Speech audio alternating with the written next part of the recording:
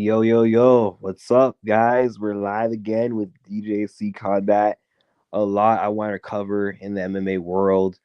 So of course we got UFC 295 this weekend. There's a lot to talk about actually. UFC 295. Then of course, Dana dropped the ball with these next three pay-per-views to start 2024.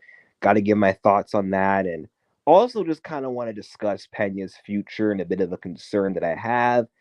And also just a bit of a general MMA Q&A as well. So you guys can ask your questions, whatever you want to ask me, and I will answer. I usually do a lot of rambling in these lives to the point where it's like I just completely miss all you guys' questions. Um, so I'll towards the end, or not towards the end, but at some point I'll shut up, stop to take a minute to listen to everyone, what everyone has to say, and cover all these questions from my subscribers. Yeah. Okay. Do we have any viewers? Not yet.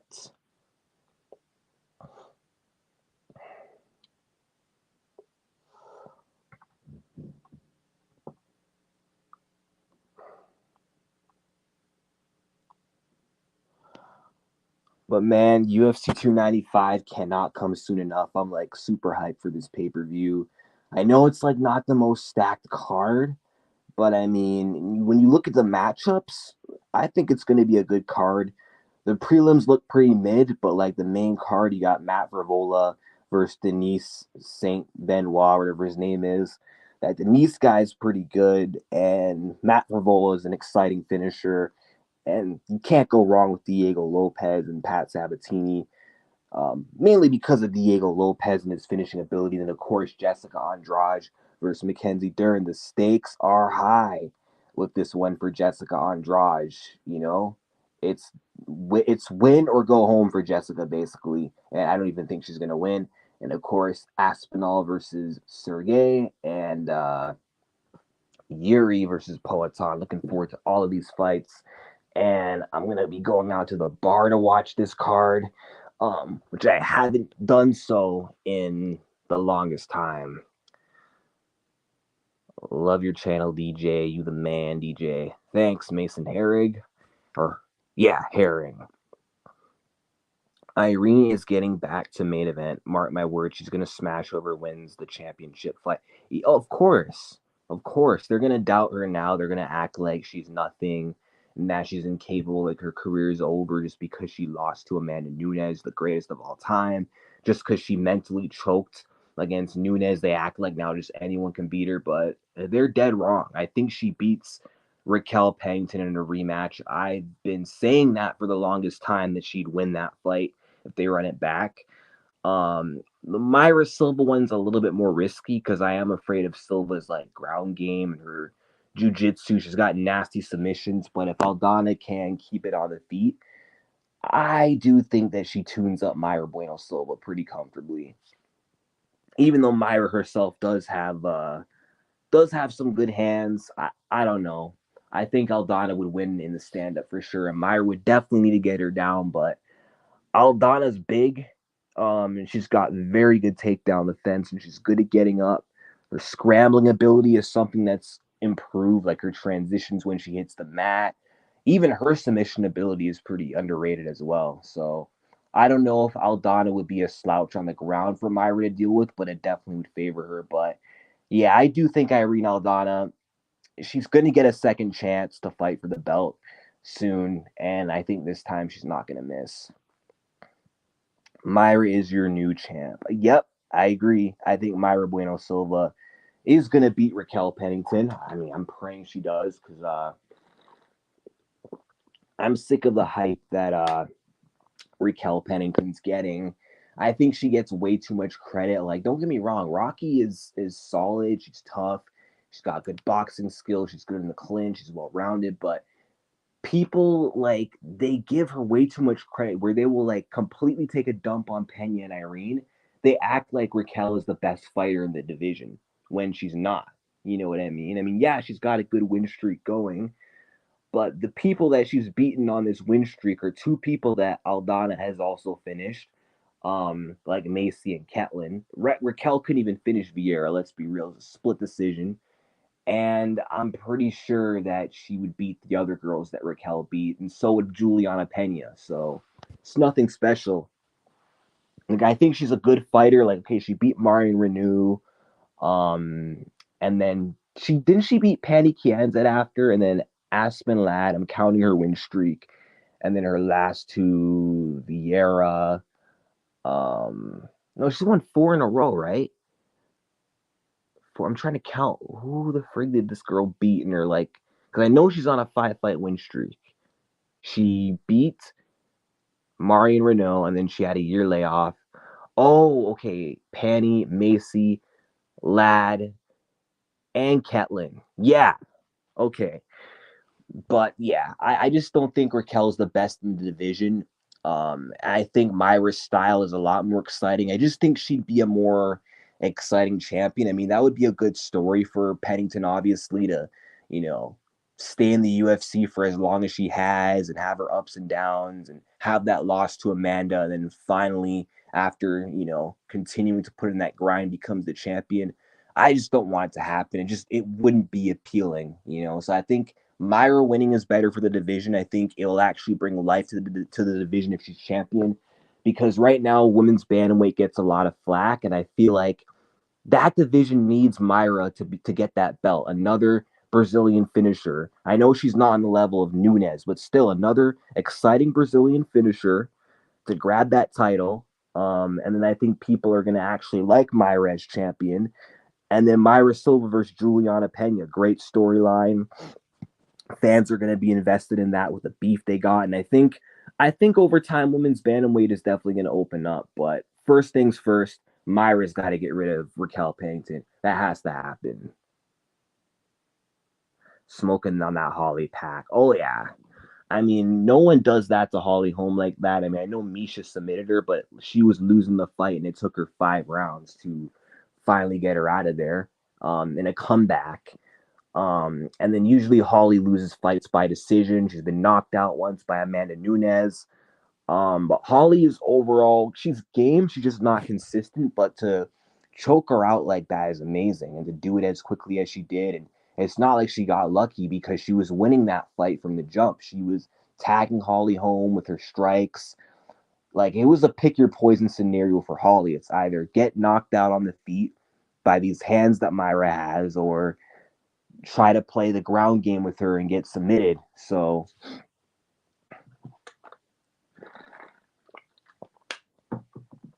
Amanda Nunes beat Rocky's ass, and she'd do it again too. And it's funny, the people give I gotta keep my voice down, but people give Pena and Aldana so much flack for being 50-45 by Amanda on the scorecards, and that apparently says something about how shit both of them are. But what about Raquel Pennington? She got destroyed by Nunes, and she got finished by Amanda. She couldn't make it to the scorecards. She quit. Irene Aldana and Pena were tough and game enough to last the full distance with Amanda, so they deserve some credit in that regards. I mean, them being dominated is because Amanda is just that freaking good. Like before Juliana Pena lost to Nunes, all of her losses, has she ever been dominated and completely shut out? Like answer that question, because it hasn't happened. Her first UFC loss to Valentina, it was a back and forth tooth and nail fight, close fight. I had Pena up in that fight until she got armbarred. Um, and then Jermaine Durand and me, it was a close fight, back and forth fight. Pena could have been on her way to winning before getting choked out. You know what I mean? Um, but Amanda Nunes just shut her out completely because she's just that good, because she's the best in the world, not because Pena is just such a terrible fighter. Because I guarantee if Juliana had fought anyone else at UFC 277, I guarantee she looks better, she performs better, and most likely wins and keeps the championship. And it's the same thing with Aldana. I think if Irene Aldana fought for the belt against anyone else that night, like she choked not because the belt was on the line, but because of who she fought. Because Amanda, she's got that fear factor to her. Raquel doesn't have that. Pena doesn't have that. So anyone else she stood across from that night, if for like the vacant belt, Aldana's grabbing that title. She's gonna come forward confident and aggressive and win. So Cyborg destroys Pena. No shit. I mean, she's way too big for her. I mean, that's a fight I don't think would ever happen, but yeah, I agree. GDR Holly was so funny. Pena always gets hurt in training. I know. Ready for Grasso versus Val 3. Yeah, let's get that over with one last time for all the marbles. It is annoying though that Pena's always getting hurt. And I'm annoyed that Juliana's not recovered, that she's not ready to fight at UFC 297. I'm pissed about that, man. I really, really, really, really wanted to see her fight again soon enough. I'm just not interested in Myra Silva versus Raquel Pennington. No one's going to tune in to watch that. I mean, people are going to watch the fight because of the main event, Dricus du Plessis and Sean Strickland. So they're going to sit through the whole card waiting for that. But no one's going to be anticipating the next women's bantamweight title fight without Pena. Because even though people hate Pena, she knows how to sell a fight. She knows how to market herself. And for that, people are always going to be invested emotionally into her fights, whether you want to see her win or lose, because of the drama she brings and the controversy she brings into each fight. So it sucks. And I was so ready to see Juliana return, but now I have to wait, and she's going to fight the winner. And I don't like that she's going to fight the winner of Myra versus Pennington with an extra few, like 6 months off after already being out for nearly 2 years. So by the time she comes back, she'll have been out for a solid 2 years, not a year and a half, straight up 2 years, because she's probably not going to fight again until July, whenever whoever's the next champ is ready to turn around, or May, perhaps. But like, it'll be a long time. She's not getting any younger. And I think her odds of becoming a two-time champion have become a little bit decreased, because I do think she's better than Pennington. I would favor her on a good night to beat Raquel. But she could end up losing that fight to Pennington just from Pennington being the fresher fighter and Pena being a little bit rusty, not having the momentum. And then if it's Myra Silva, honestly, Myra Silva might beat Juliana Pena, as much as I freaking hate to say it, especially with Pena being this inactive. Her that doesn't help her case at all. So yeah, I would like to see Juliana Pena like come back, fight a contender, fight the winner of Rosa versus Irene, which will be Irene Aldana. I think Aldana Pena makes the most sense as a title eliminator for the first or second quarter of next year, and then winner of that fights the winner of Myra versus Pennington. But Pena's stubborn; she's just gonna wait out for the winner, and I hate to say it, but she'll probably lose. And then what? She'll further fall into obscurity. She's already so inactive. Is she even gonna stay active coming off a loss to whoever's the champion? I mean, is she even motivated anymore now that Nunes is gone and the rivalry with her is kind of gone with the win? There's a lot of concerns I have for Juliana. And I hope to be wrong. I really hope to be wrong. I really want to see her just come back and grab that title. I mean, she can do it. She's very physically capable, but activity is very, very important. So Pena talks shit and always fights hard. She's cool.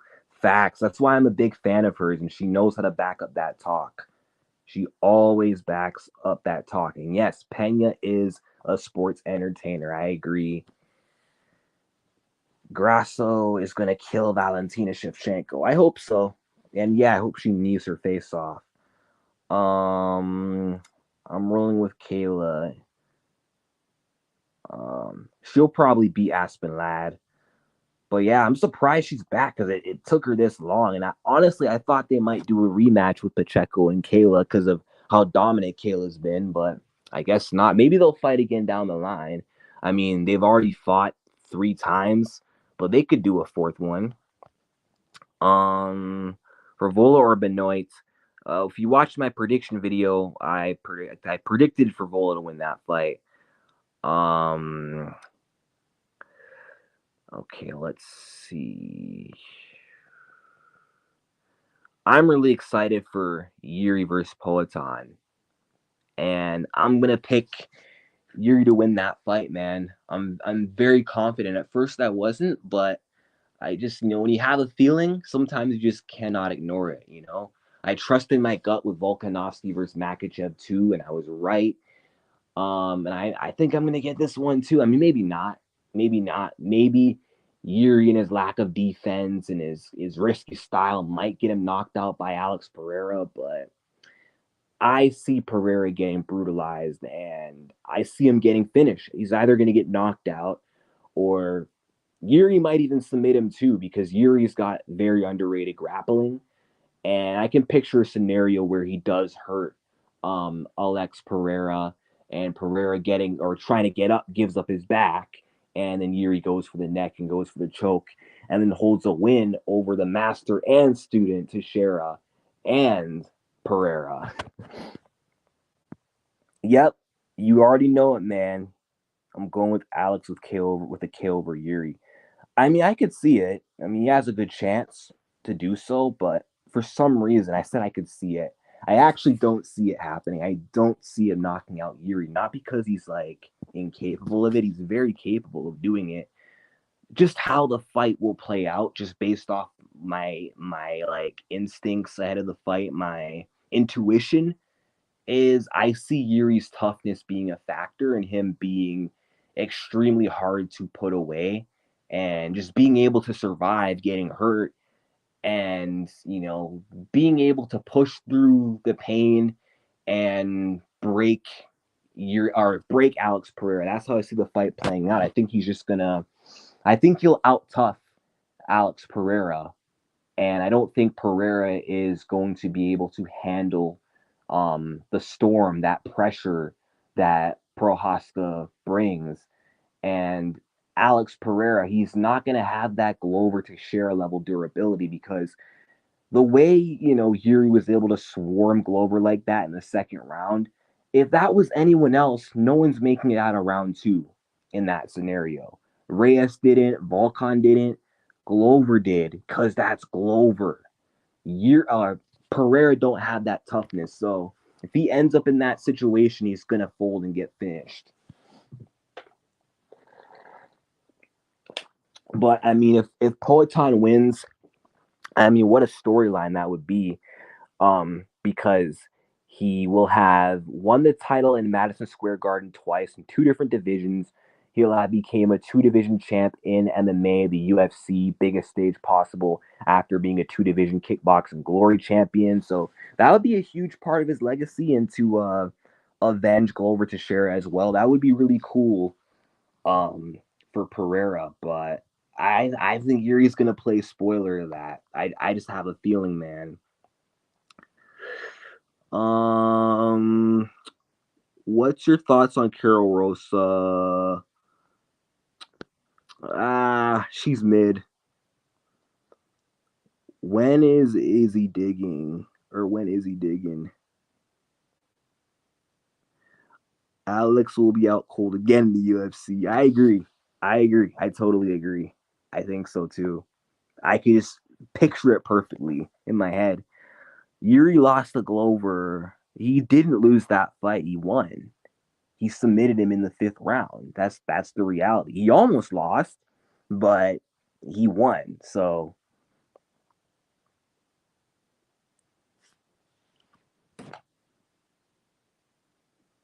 exactly. I mean, and wasn't he like the first guy to submit Glover to Teixeira as well? Like, wasn't he the first guy to sub him? Like, if that's true, that's insane, because Yuri came in that fight as just a striker. The whole consensus was is that he has to keep it standing and make it a striking match and get the KO early before Glover can get his hands on him. But that didn't happen. The worst happened. Glover got his hands on Prohaska, took him down early in the fight.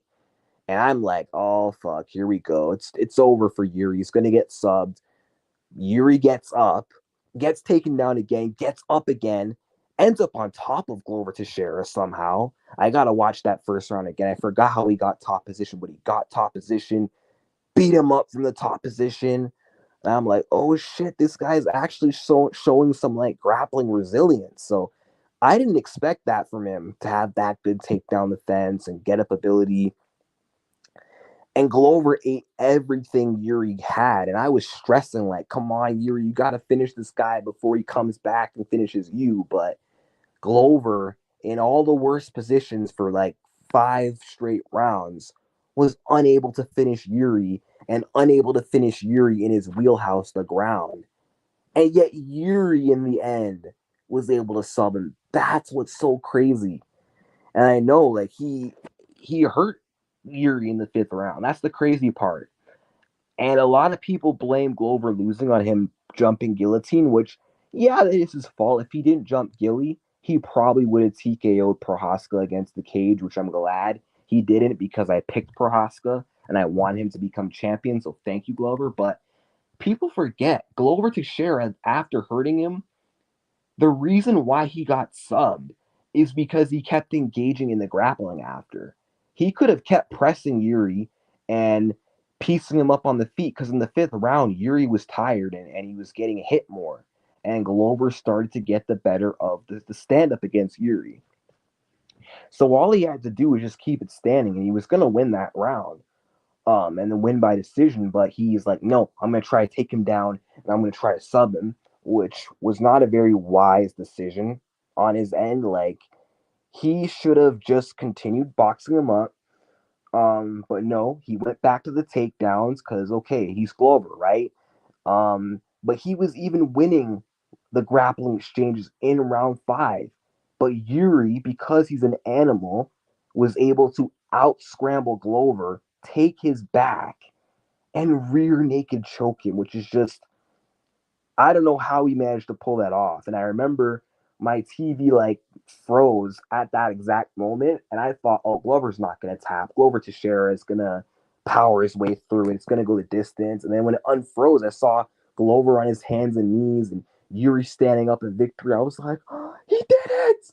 And I was like, I cannot believe this man subbed Teixeira. Um, it's cold in Toronto. Oh yeah, I was outside yesterday, or sorry, today, at the bus stop or multiple bus stops, on the way back, on the way to and back from school, and I was freezing my butt off. Uh, I'm in Toronto. Same. Sergey Pavlovich versus Tom Aspinall. Sergey is KOing Aspinall. It could happen. It could very well happen. That's a very dangerous fight for Tom Aspinall. That's a dangerous fight for Tom Aspinall right there. Um, like, he's got to be as elusive as possible in this fight, and because it's short notice, he's not as prepared. His best bet is to just get a takedown as soon as possible. Because I think if they hit the mat, I think that Aspinall can dominate. Not because Sergey is terrible on the ground, because of the whole ring fight. It's just because Aspinall is so good from that position. Because Volkov's good on the ground, but Aspinall smoked him in that department.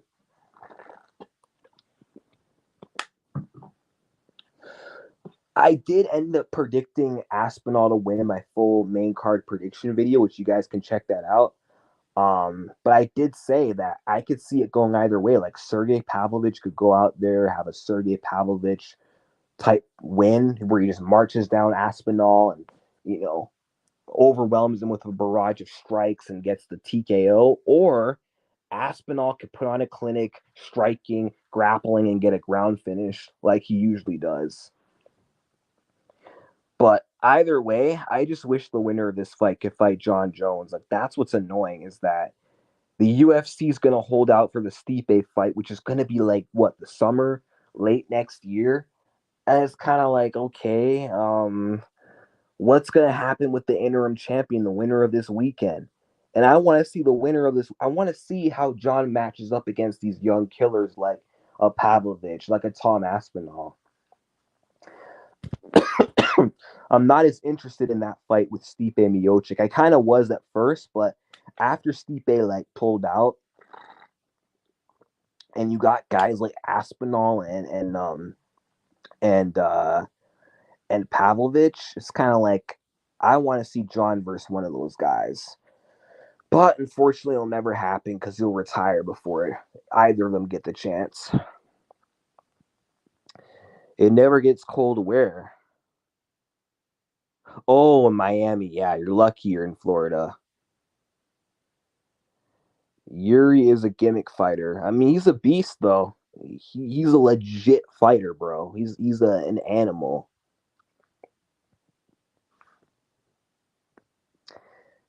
Jan last John's last fight will be Stipe. Yep, it will. And we're not gonna get to see how he matches up against Pavlovich or Aspinall. And I think the winner of this weekend has a great shot at beating John Jones. I think Aspinall would be a tough fight for John. Sergey would definitely be a hard fight because he's big. I think his takedown defense is something that is improving. And if John Jones can't take Sergey down, he's going to be in trouble because they're the same height, but this is the first time John is fighting someone who has the same reach as him. And so wherever John Jones punches, Sergey's going to meet him in the middle with his own shots. And John's not going to be able to, I don't know, it's going to be hard for him to be able to evade those long punches of Sergey. It's going to be hard to get away from that power with sharing that same reach. It's going to be tricky for John Jones. Like, I can legit see Sergey Pavlovich knocking John out. I'm not saying he'd win that fight. Like, John is John. He's got that greatness factor. He'll likely find a way to win, but it's not out of the realm of possibility. Ngannou beat Tyson.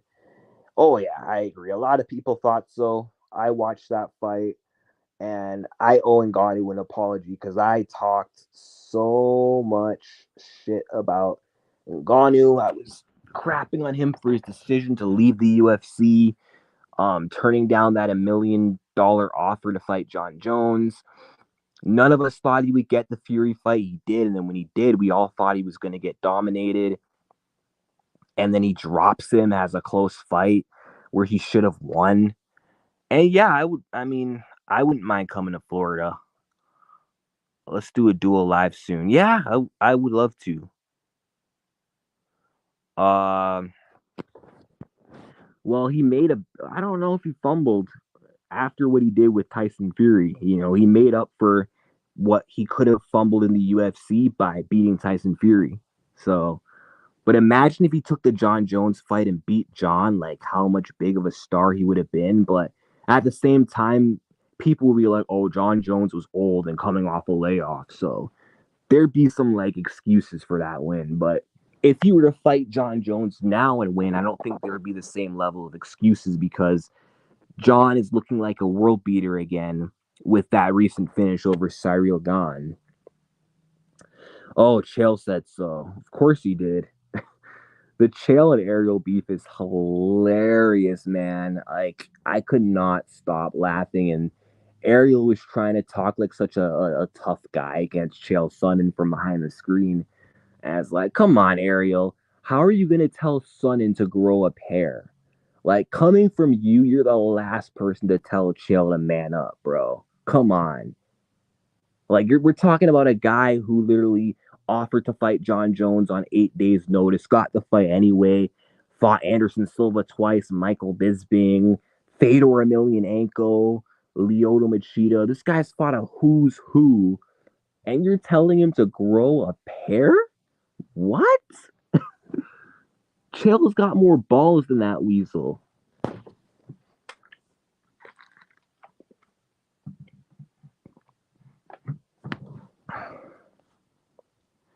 It definitely shot up, and now he's become a big star. Oh yeah, he definitely does give Canada a bad rep. And there's a reason why a lot of fighters do not like Ariel Helwani because he makes himself very unlikable, you know? He's always instigating drama. And like Nick Diaz says, where fighters where he comes from, people like that get slapped.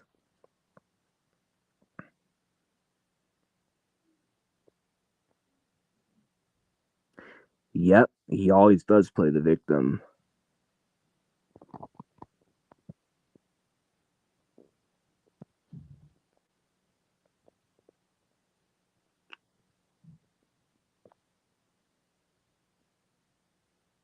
Chael is a goofy. And Chael Sonnen is the GOAT, man. Undefeated, undisputed, never lost a round. Thoughts on George Vershell? Oh, he got man, Sonnen ended that guy's career, man. And Jorge had literally nothing to say. Nothing to say after that verbal assault, that verbal homicide by Shelby. Like he's like, oh yeah, since you'll never catch me. And let me read what he said. I'm gonna go to the community tab on my laptop.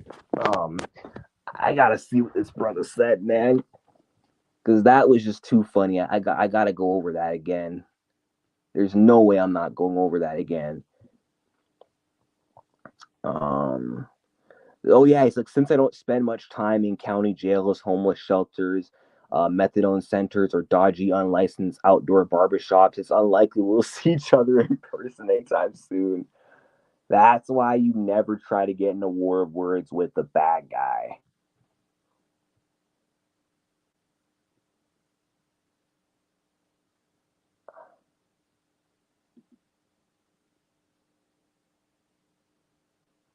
And he's like, go see a therapist, point to the spot where Colby hurt you, have a good cry, punch a pillow, repeat. Oh man. I'm not sure when Jeff Neal's fighting. Okay, let me read these other comments. Thoughts on Sean Strickland versus Dricus Duplessis. Neither of those guys. Those guys are my least favorite, to say the least, especially in the middleweight division. Don't like either, but if I remove my bias and just look at the matchup alone, it's a very exciting matchup. It's kind of cool seeing two underdogs who no one gave a chance rise to the occasion, and now they're the two top guys. One of them's the champ, one's the number one contender. They're both gonna fight each other. That's like a God knows what's gonna happen kind of situation. Um, but yeah, it's hard to say though. It's hard to say what will happen. I think Dricus Duplessis um definitely has more ways to beat Sean Strickland because Dricus Duplessis does have good stand up, and I watched like a striking highlight of this guy today. Um, and I was surprised at how creative this guy's striking is because he can be a bit sloppy, but he knows how to like mix up his shots very well and stuff. He's got good kicks, good spinning back fist, jumping 360 roundhouse kicks and stuff. I did not think Dricus had that in him, but those shots do take a lot of energy, and we know Dricus has been known to have some cardio issues in the past. Now, that has kind of been blamed on his poor nose, which has been fixed.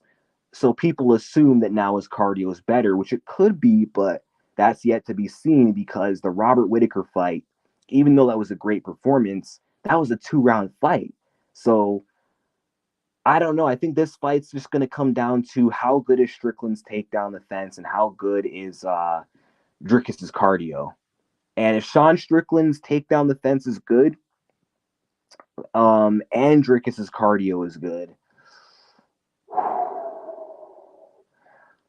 yeah, it's a toss up because Sean can defend his takedowns. I think Sean is a better striker than him, and Sean's got top notch defense. It's hard to get through his defense and land clean shots, and he's only been knocked out at middleweight once. And he's been knocked out at welterweight too as well, but Sean rarely gets his ass beat like that. He hardly ever gets dominated. A lot of his fights are very close. Um, and obviously, even though Dricus is powerful, he doesn't have the level of striking Pereira did where he was able to set up that left hook. So I don't know if Dricus could go out there and catch Sean by just being sloppy. So yeah, it's a tough one. But then again, Dricus has that toughness, and I know for a fact that that Sean Strickland's not just going to walk down Duplessis like that, taunting him. You know, Dricus is going to be getting in his face, going forward with big shots and the takedown threat. So it's going to be interesting. Right now, I'm kind of on the fence though. But I tell you what, if Dricus's cardio is not improved, Sean is going to have his way with him. If he can get through those early rounds, he's going to drown Dricus Duplessis badly. Ian Gary or Vicente Luque? I think that'll be a good fight. I think it will be a good test for Ian Gary because Luque is a tough veteran, good striker. But I'm going to go with Ian Gary.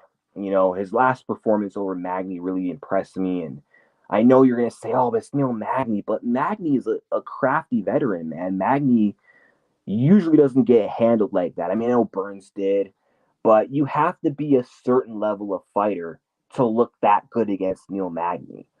So the fact that he shut down Magny the way he did, the striking, grappling, beat up the legs, yeah, Ian's a special talent. I know people don't like Ian Gary because he's a bit of a prick.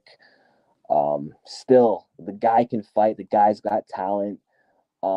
So I think he's going to get it done against Luque. I think he will outbox Vicente Luque. Luque doesn't shoot for takedowns. It'll be a stand-up fight, and I see Luque getting pieced up. He might land some good shots here and there on Ian, but I don't see him being able to land the perfect KO blow. But it wouldn't surprise me though if if Luque was able to crack him because wasn't it Song Kanan who dropped Ian Gary? So yeah, Ian's got to be careful, but he looked better than he's ever looked against Magny. And if he looks like that in December, yeah, it's gonna be a tough one for Luque. I'm gonna go with Ian by decision. Oh yeah, Chael is definitely a savage. I'm a fan. Sean Cheeto. Sean O'Malley. Sean's winning that fight. Cheeto Vera is tough, and he's a dangerous striker. But honestly, I think O'Malley should have won the first time. I picked him the first time.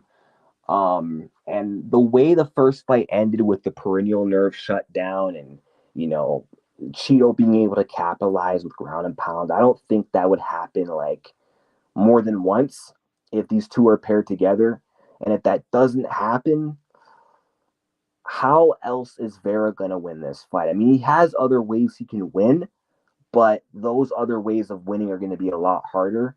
And O'Malley has more potential to keep Cheeto at a distance and just outstrike him. He's got height, he's got length on him, he's got the reach advantage, he's faster, slicker, his boxing is better. And I can just see him finessing Cheeto Vera, checking the leg kicks this time.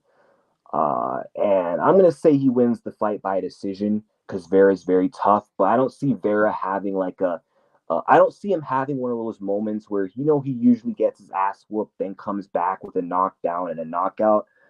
I don't see him doing that to Sean O'Malley. Like, O'Malley's not a Dominic Cruz, old man Chinny Cruz, old man Frankie, Chinny Rob Font. I don't see him doing that to O'Malley.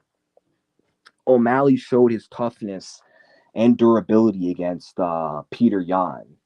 I'm not saying that he can't get hurt or knocked out, but yeah, I just can't see Vera being able to do to O'Malley what he's done to others. And O'Malley has had a more impressive run as of recent. I feel like he has the better wins than Cheeto Vera. I know styles make fights, and maybe Vera just matches up very well against O'Malley, but I just think O'Malley's better, and it's going to show. But we'll see. I mean, ways Vera could win is he could crowd O'Malley with pressure, walk him down, be patient. Maybe let O'Malley wear himself out early looking for the KO, and then with Vera being the vet with the 5-round experience, Maybe he can drown O'Malley in the late rounds. That's a way he could win the fight, but I'm still going to go with O'Malley. Cheetos beating Sean. I could see it. I could see it, and I do have a feeling it's going to be a close fight. I don't think O'Malley's going to like run through him. But if O'Malley doesn't get finished and if the fight goes the way I think it will, I think he wins a decision. Like I see Sean O'Malley like kind of bagging the early rounds, and he's definitely going to get the early rounds because Vera's a slow starter. But I think O'Malley's going to have a smart game plan of making sure he gets the first 3 rounds of the fight. Like he's doing all this talk about how I'm going to go out, I'm going to knock him out, but I think O'Malley knows that's going to be a difficult task. So he's going to train to just go out there, just touch him, just outpoint him, point fight. Um, and I think he's going to play the point system very wisely, bag the first 3 rounds, and I think he'll coast in the last 2, but be able to not get caught by Vera. And he wins like 48-47. Volk versus Ilya. Let's talk about that. I'm gonna go with Ilya Topuria to win that fight. I rarely ever pick against Volkanovski. The last 2 times I did, it went well because I picked Islam to win both fights. So, but it's been a while since I picked a featherweight to beat Volk. But the reason why I'm picking Ilya, so obviously the style, how they match up, the skill set Ilya brings to the table, in that fight. With his boxing, his speed, his power, his well-roundedness, the fact that he matches Volk's stature and stuff. Um, but not just that. It's the factors of Volkanovski's coming off a knockout loss, and he's turning around quickly. Now, I know he's not fighting in January. He's got an extra month, but it's still going to be a 4-month gap between the Makachev fight and still going to be a 4-month gap between the Islam KO uh, and this fight with Ilya. Now, if let's say the fight with Islam, the rematch never happened, if he didn't take the fight and he's coming off the Yair fight and hadn't fought since July and coming off that momentum of a close fight with Islam and a dominant finish over Yair, I'm picking Volkanovski to win, but still giving Ilya a legit chance, predicting a competitive fight where Volk pulls through with the win, which could still happen. I just think with Volk being so active and coming off the damage he's coming off and being knocked out, I just think that's increasing someone as dangerous as Ilya's chances to win the fight. So I got to go with Ilya, man. I think Volk's not taking the time that he needs. And another problem with him turning around quickly is not just that his chin won't be recovered, but like he's not taking time to improve or patch up those holes in his game. He's just jumping from one camp to another. Whereas Ilya's had time since his Josh Emmett fight, and I believe that he has been improving in silence. Where we're not going to see a much better Volkanovski. We might not see Volk at his best or at his toughest. You know what I mean? So I think the stars are going to align for Topuria, and we're going to see a new champion. And then they're going to have a rematch, and we're going to see what happens from there. But I think I have a feeling 2024 is going to be the year where Volkanovski's featherweight reign ends. 2023 was the year that he got his first losses in the UFC, but 2024 is when he's going to lose the belt. I think his historic run, I think he's on borrowed time. I do. O'Malley got leg problems. Yeah, but he's fixed his leg kick defense, so we'll see. Yeah, and I think the fight will go the distance. And again, I think if the fight goes the way I think it will go, and O'Malley doesn't get finished or doesn't at least wear it down by round 3 and the last 2, if he can bag the first 3 rounds and get through the last 2, I think he's going to win the fight by a decision.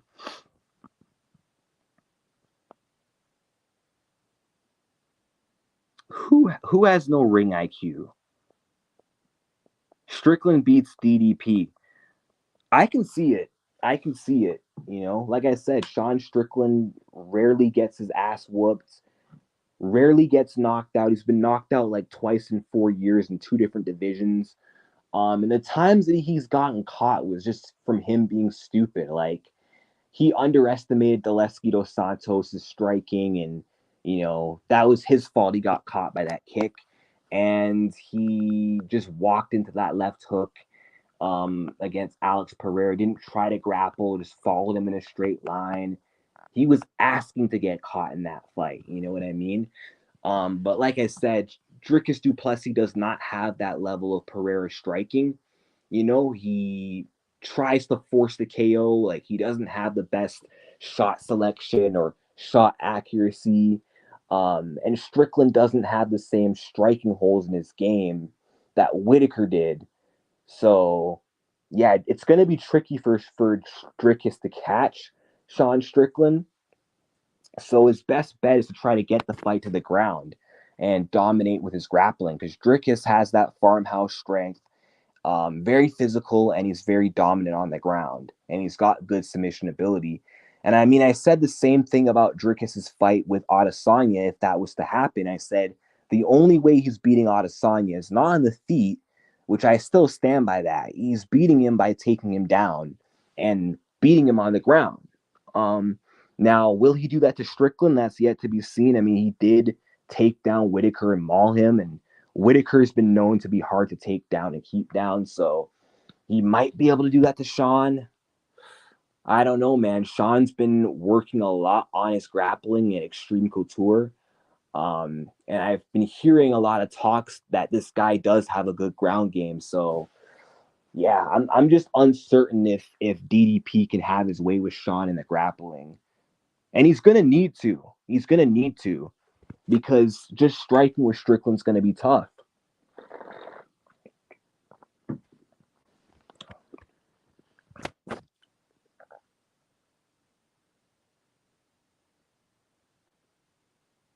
But that's going to be an interesting fight. I hope I'm breaking it down well, though. I hope you guys are kind of getting what I'm saying. It's such a 50-50 fight. Like, I do not have a prediction for that fight. I'm still thinking. But I think I'm leaning Sean Strickland, to be honest. Like, a lot of people are quick to pick Dricus du Plessis, the flashy KO artist. But I don't know, man. I don't think it's fair to count out Strickland. I don't think that Dricus du Plessis would have done that to Israel Adesanya if they fought at UFC 293. Not even saying that there's no chance Dricus would have won, but I don't think he would have dominated Adesanya the same way. I think it would have been a more competitive fight, and Dricus would have got hit a lot more. Adesanya would have had like a lot more success in that fight. And I think style-wise, I think Adesanya would do better against Dricus, because his style is actually built around countering what Dricus does so well, which is forward pressure. Adesanya does well with guys who are aggressive, because he's a counter striker, and guys who have power and guys who grapple. He's fought many guys like Dricus du Plessis. But Sean, in hindsight, was a tough matchup for Adesanya. So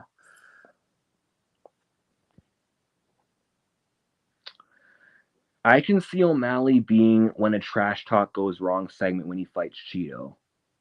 I mean, we'll see. I mean, he's already ended up in that, I'm sure, for their first fight. So that'll be so interesting, though. If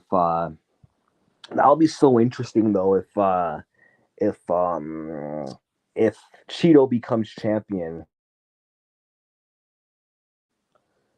because man, if Cheeto becomes champ, the belt's just gonna pass around. I think the winner of Marab versus Cejudo will beat Vera, and then I don't know. I was gonna say there won't be another dominant champ at bantamweight, but if Marab beats Henry, which is very likely, if Marab beats Cejudo, then he'll be a dominant champ most likely. But yeah, Vera's not gonna last as a champion. But if O'Malley wins, he might be on borrowed time as well. But it sucks for Sandhagen, because I've been hearing Corey is literally going to be ready to fight in March. And yet the UFC is slapping Corey in the face by booking this fight at the same month when Cheeto's going to be ready. That's crazy. Or sorry, when Corey is going to be ready. I mean, Strickland is going to beat DDP like Holloway versus Whitaker. It's possible, man. Sean Strickland's got the boxing, he's got the volume. Dricus Duplessis is very hittable. Um, and if Dricus Duplessis, if he can't get the fight to the ground, it's going to be tough. You know, I mean, I know Dricus Duplessis is not going to. He's different from Adesanya because he's more well rounded than Izzy. You know, he has the threat of the takedown. He has more power than Israel Adesanya. I think he might be more durable than Israel Adesanya. So there's that factor. And he could catch Sean Strickland in like a wild exchange. Um, I don't know. Like I said, Sean is a hard, tricky guy to catch clean. And it's going to be tough for Dricus to catch him.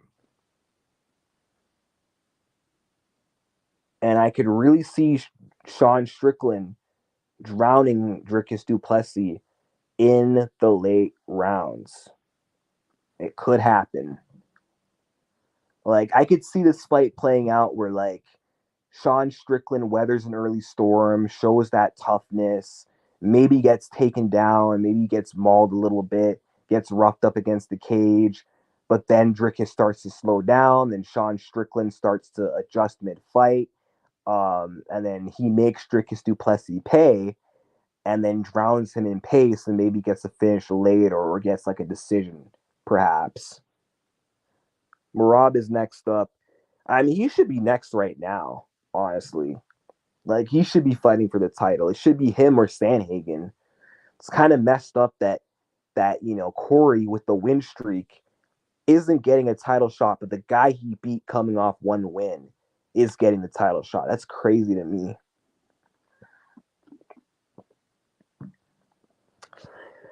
But I'm wondering about Whaley's next fight and when that's going to be.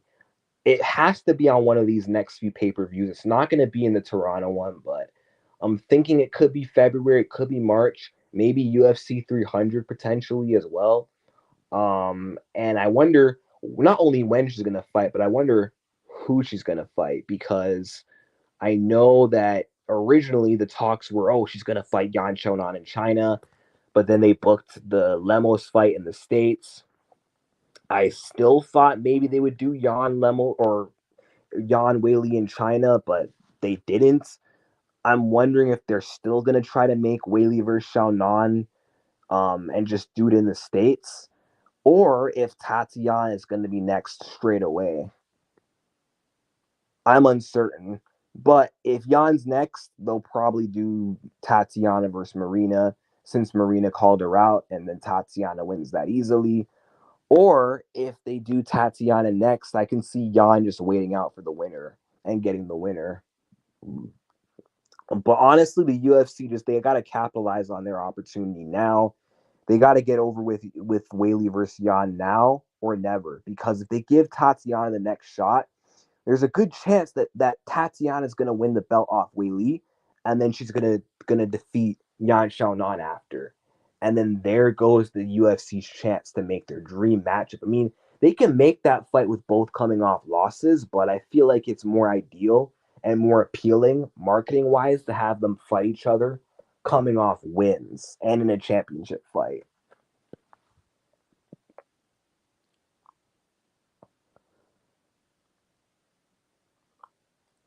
But when Mackenzie Dern beats Jessica Andrade, Uh, I wonder if they're gonna actually make her versus Tatiana Suarez next.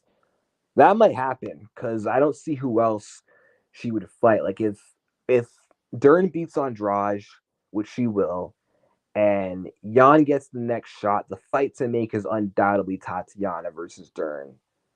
And honestly, I think that will be the fight. It won't be. It's not going to be Tatiana versus Marina. They're gonna make a grappling. They're gonna make a grappler versus grappler matchup. It's gonna be a grappler's delight between Suarez and Dern, and we're gonna find out whose grappling is better. Um, we're gonna find out who's gonna be able to shine more, the wrestling of Suarez or the jiu-jitsu of Dern. That's gonna be my prediction. But if Suarez is next right now, then yeah, maybe they'll just do Dern rematching Marina Rodriguez potentially.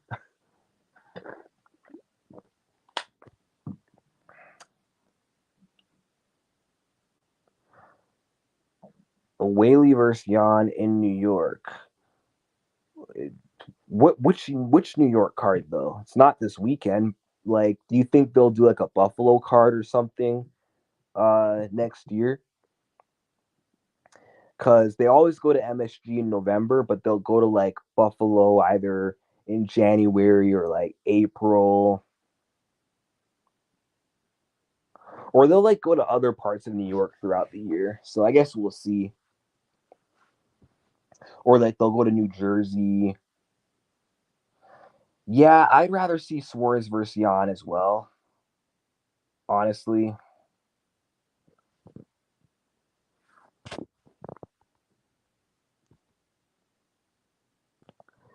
yeah, I'd rather see Suarez versus Jan as well. Um, and I was suggesting that they would like headline UFC China, which would have made sense as like a title eliminator, and then the winner of that could just fight Wei Li, but I guess they're not doing that, although they could still make that fight to decide who fights Zhang, since there's like a bit of a conflict. And there's a holdup too. It's like there's a debate between who should be next. Should it be Yan Xiaonan or Tatiana Suarez? So yeah, I'm just talking a bit quieter because it's late at night. But yeah, I think that could be the fight to make. But I think one of them's gonna get a title shot, and whoever does, either way, people aren't gonna be happy, especially if it's Tatiana. Then people are gonna complain if it's Suarez, and they're gonna say Jan got screwed over. But if Jan gets it, then I think people are gonna be a little bit okay.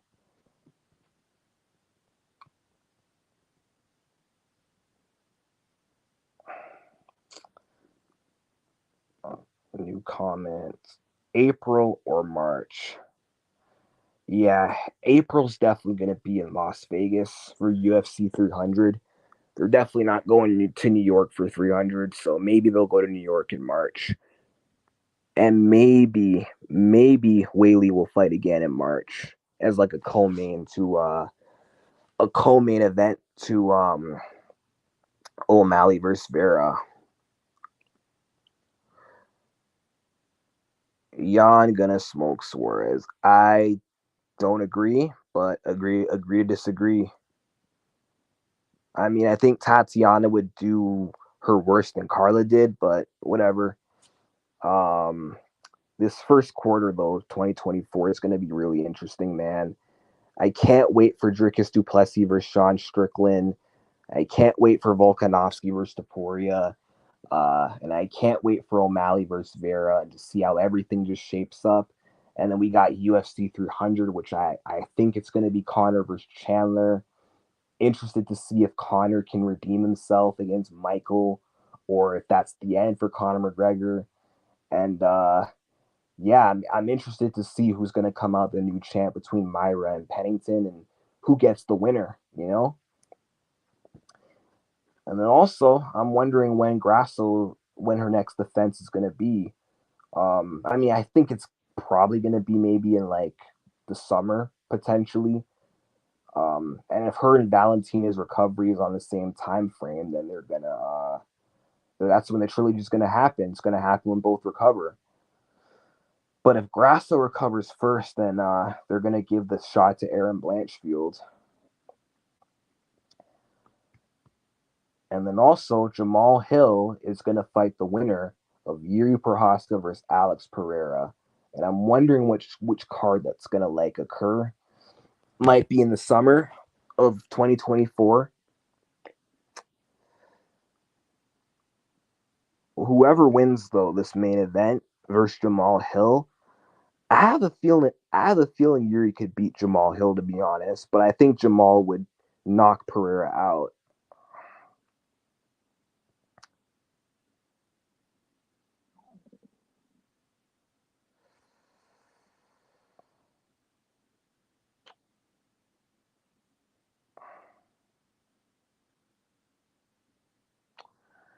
I hope Juliana Pena goes to UFC 297 to watch the title fight because she's going to be in Toronto and she's probably going to do a meet and greet. And if that's the case, I got to meet Juliana Pena as like one of her biggest fans. I got to go there and I got to get a picture with Pena. I got to talk to her, man. There's no way I'm not doing that. There's just no way.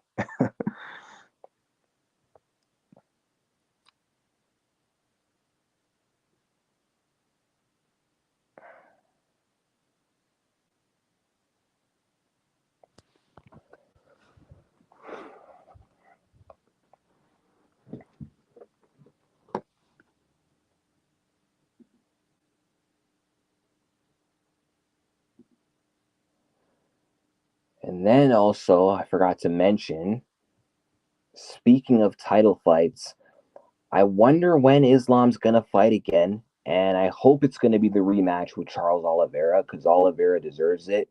He was already supposed to fight Makachev last time, and I think they got to get that fight over with as soon as possible. I mean, I know O'Malley is supposed to main event in March, but honestly, I think they should make him the co-main to Islam versus Oliveira. Let Islam fight before Ramadan, and then he can fight Justin Gaethje like in October in Abu Dhabi or something.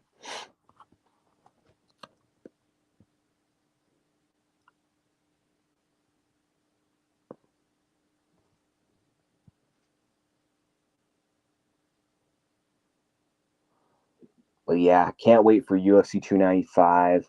One fight I did not talk about was Jessica Andrade versus Mackenzie Dern. I know Combo Breaker 99 went live and talked about that fight. But I really don't have much to say about that fight.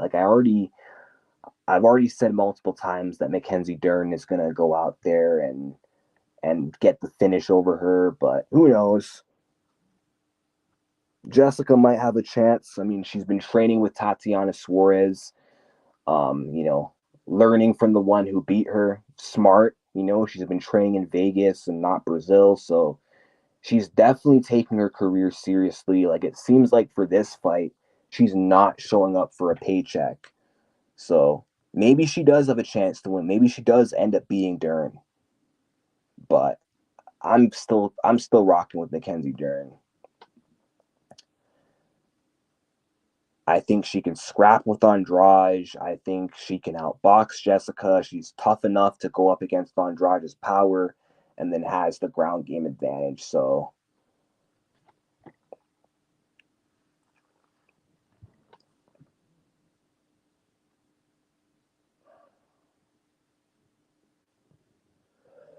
with these next three title fights, though, there's bound to be a title change. Like one champ is going to lose, whether it be Strickland, Volkanovski, and O'Malley. And I'm gonna say like the least likely to lose is gonna lose because that's how MMA works. So I think Volkanovski will lose 100%. I don't want to say 100%. Strickland, I think a lot of people are gonna pick Dricus, and I know I said I don't have a prediction, but I think Strickland might stay the champion.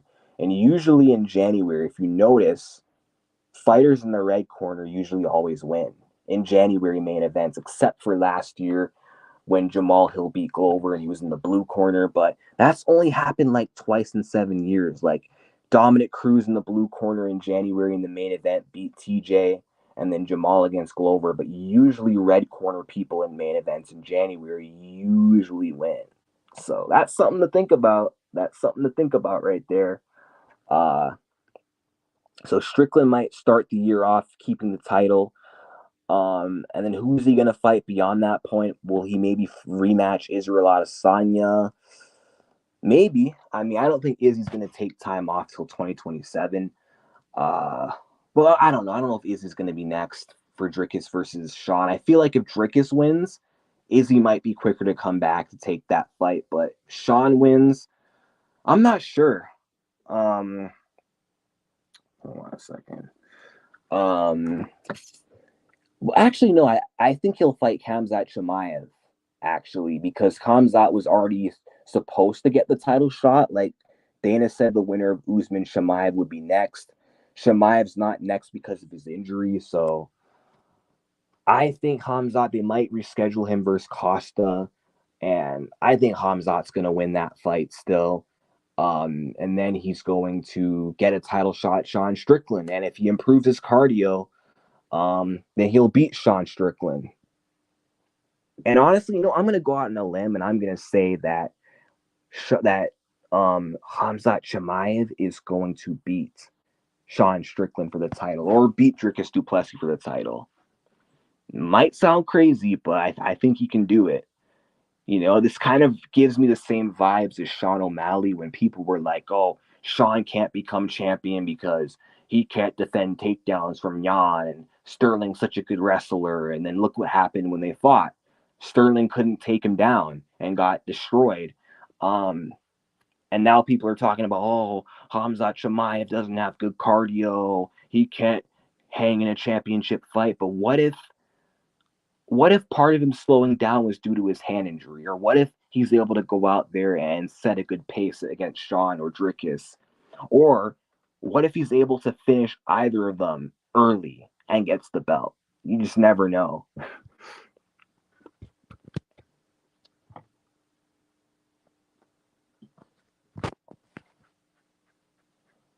But by the looks of it, man, I think, 2023 has been such a crazy year for MMA. I did not think 2024 was going to be good. I may be eating my words, man. I think UFC 297 looks great. I mean, we got Rakic versus Blachowicz 2 on there. Neil Magny versus that Canadian guy, Mike Mallet. And there's some other fights on there as well. Let me look up UFC 297 for a second. UFC 297. I got to see what fights are on there. Because I know they've booked some good fights. Hold on.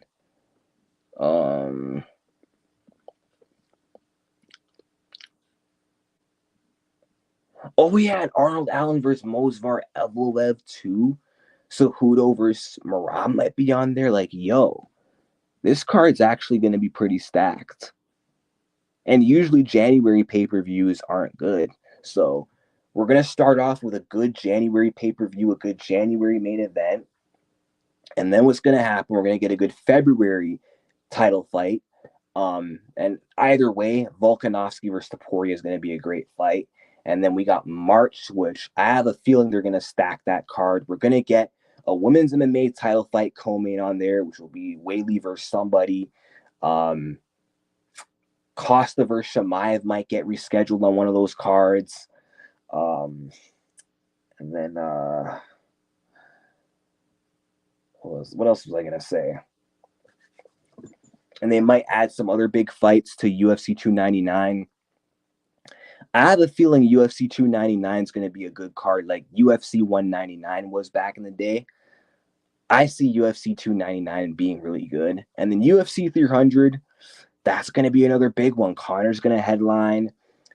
Dustin Poirier is talking about being on that card, so he's going to share the same card as Connor and Chandler, guys he's already beat before. Paul Felder's coming back at UFC 300. Jim Miller's going to fight on UFC 300. They're probably not going to put title fights on there, but who knows? They might not need title fights to make that card stacked, but UFC 300 is going to be chaos. 2024 from January to May it's going to be pretty lit. I think what we've had in 2023 just might carry over into next year. And I'm really excited. Really excited. But okay, I've been on here for an hour and only have one viewer, and there's not many people. on here, and I think I've covered everything. I've talked about UFC 295 and what to expect from early 2024. I've covered the other cards. I think they're going to be good fights. I talked about Pena's future. Um, I hope it holds something good, but I'm uncertain with all this time out and her jumping right back in a title fight makes me uncomfortable, makes me a little nervous, but maybe she can do it. Uh, but yeah, let me see if I have any closing thoughts. I do see 2024 being the year of the fallen champs, though. I have a feeling a lot of champs are going to lose their belts that year. And I cannot wait to do my Nightmare Matchup series again early next year.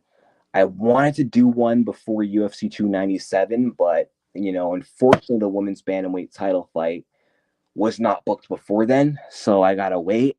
I'll just do it probably the Monday after. Either way, I'm doing it, and I'm probably gonna go to my first live UFC event as well.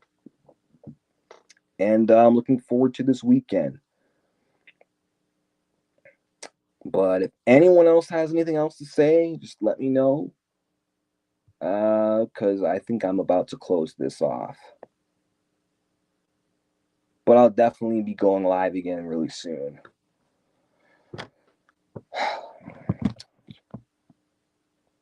All right, guys. Thank you for joining, and that's going to be it.